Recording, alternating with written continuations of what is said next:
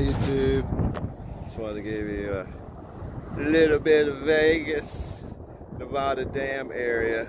It is amazing how they've done this highway out here. I was out here probably, wow, almost 20 years ago, and none of this existed. And now look at it, it's amazing. They've cut that through. We're going to show you some videos, pictures of the bridge also earlier. So, yeah.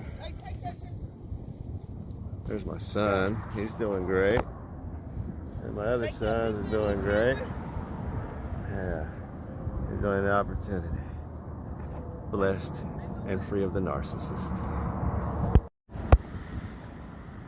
Hey, there you go.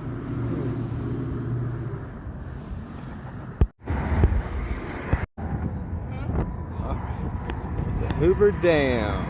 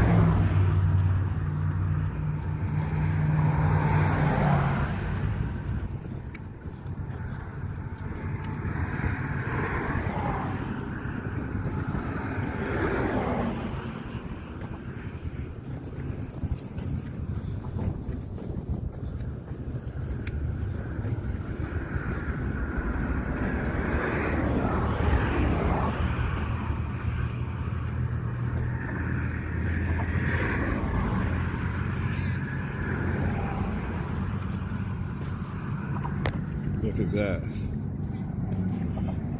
Look at that.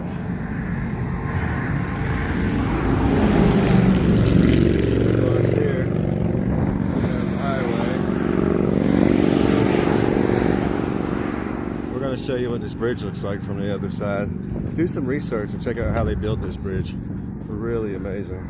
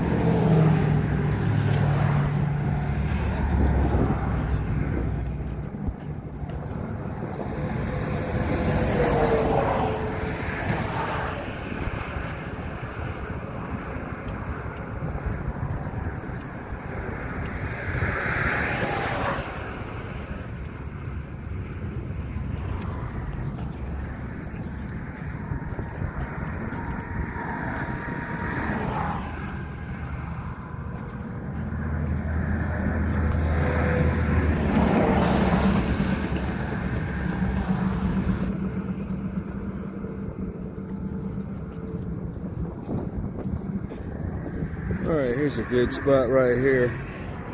It's almost to the middle there. Like you can see, water comes out the bottom there, of course. Look at that. That is massive. You see little cars, trucks at the top going across the dam. I don't know how far away from that I am, but you see how small everything is, how small everything looks. And yeah, I'm way up. We'll get down there on the other side and do another visual representation so you can see what it looks like from the other side.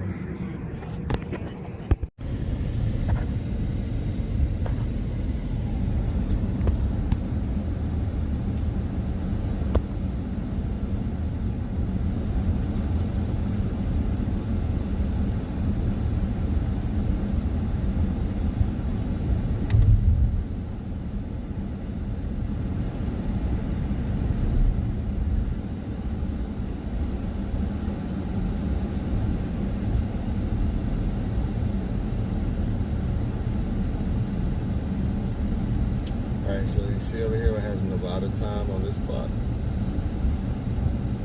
Right there. On that clock tower, you see it? Now, look over here. When we get to the other side, it'll be Arizona time. And it's an hour difference.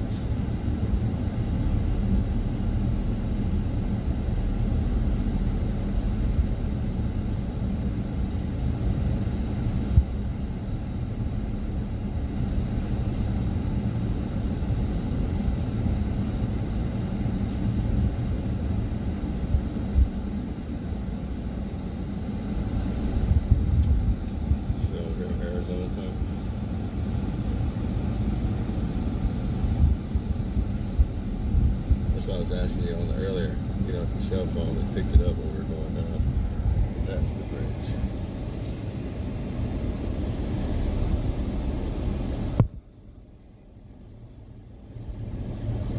On earlier.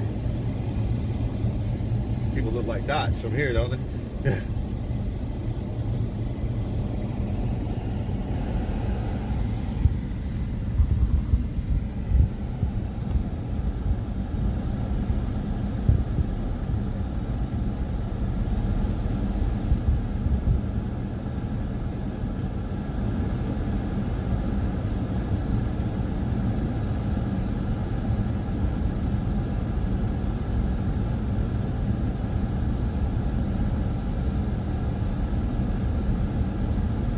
Down there, you see down there, there's a big ass hole. That's where they have overflow water. There's that hole.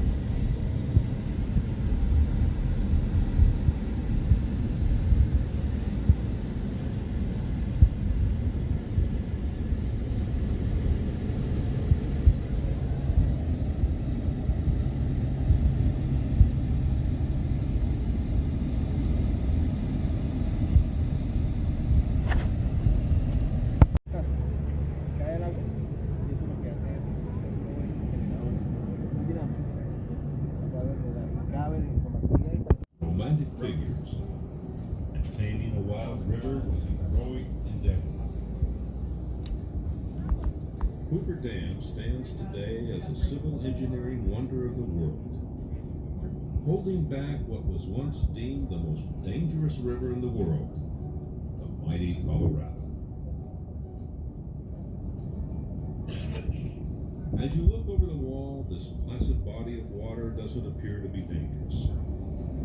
By building the dam here in Black Canyon, we backed up the Colorado River, creating this 110-mile-long man-made lake. With a shoreline of 550 miles at full capacity, this was once the largest reservoir in the world.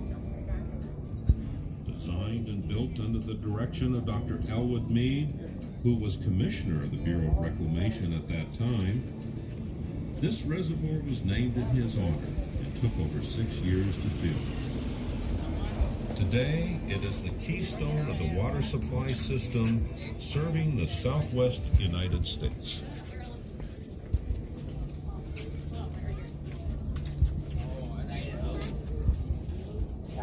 This same water supply is also used to spin the massive turbines in Hoover Dam. To reach the turbines, the water enters the 4 12-sided towers you see around you. These towers appear to be floating on the surface of the lake. In fact, they are perched on rock ledges honed into the canyon wall 250 feet above the bottom of Lake Mead, standing 395 feet tall. Dang, that's tall. Cool. The water flows into the intake towers through 2 cylindrical gates in each tower.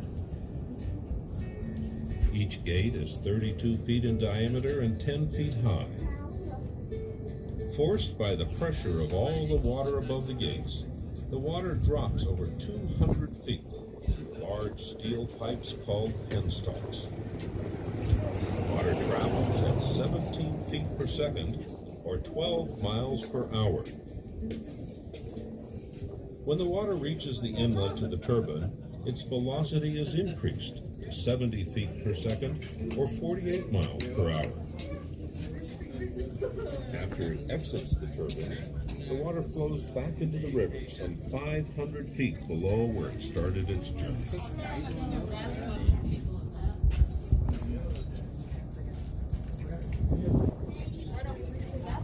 So that's what, 500 feet? There are artistic designs portraying the purpose and need of this noteworthy engineering achievement.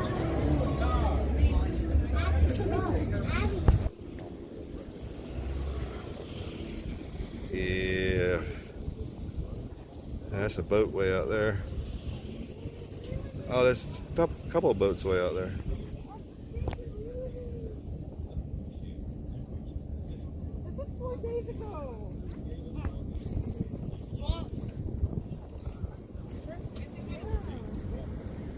That's those towers. I think that'd be what, 500 feet from what it was saying?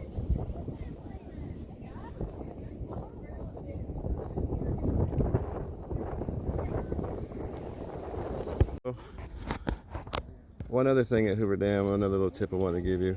Notice like right here at this point, it's real close.